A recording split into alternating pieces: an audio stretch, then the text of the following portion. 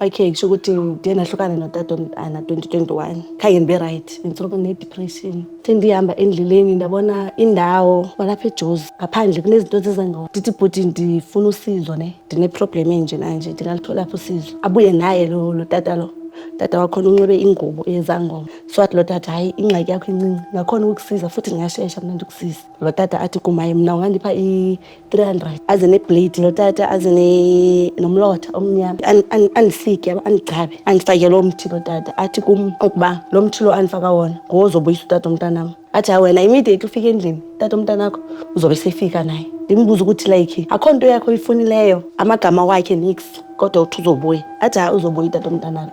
Sijike nomntana masijike apha endleleni mane ndibadizi then xa sizofika emarobhothini e-MTN ndivele ndiwe apha endlebeni zam kwi-voice kagogo wam yabo athi vuka ungayi apho. Xa ndifika endlini ndifika ndithi ndikhathele ndithi ithi ndilale kancinci ndiyava kunento apha ngaphakathi kum njengoba ndilele iyaphefumla andisakwazi ke ngokulala ndivuke. Xa ndivuka each and everything endiyenzayo kuqale kuphefumle le nto ngaphakathi kum. Everyday ebusuku ndisoloko ndiba amanzi yabona uba amanzi abangaphambili soloko ndiba amanzi like kube buhlungu apha neenyawo namadolo ndingasakwazi nokuhamba sihambe sekliniki. Simile ke kufike omnye utata wathi hayi wena isigulo sakho asikufuni apha isigulo sakho sifuna uhambe uyephi ecaweni ecaweni ezeCCA19 ufike ufuna amaprofit or else uzofela apha. Xa ndifike ecaweni bathi ndifuna ntoni phaya ndithi ke mna ngenzofuna usizo kanti bona abathethi nam yabo bathi bona nxa bathetha nam bathetha nalo tata bambuza ukuthi ndifuna ntoni mna ndiyaphendula ndithi ndiyagula ndizofuna usizo. Bathi usizo lantoni because wena ufile wena already.